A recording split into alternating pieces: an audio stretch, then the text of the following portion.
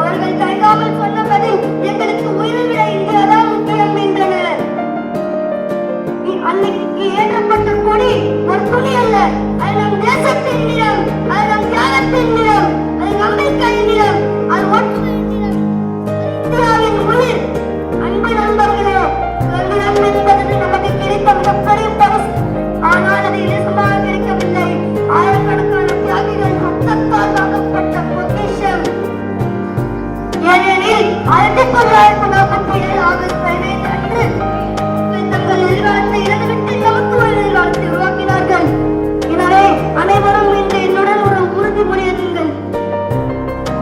நாட்டை நேசிப்போம், நேர்மையாக வாழ்வோம், ஒற்றுமையை காப்போம், இந்தியாவின் நல்ல குடிமக்களாக வாழ்வோம். இறுதியாக அனைவரும் என்னுடன் உறக்க முழங்குங்கள். பாரத் மாதா கி ஜெய், வந்தே மாதரம்.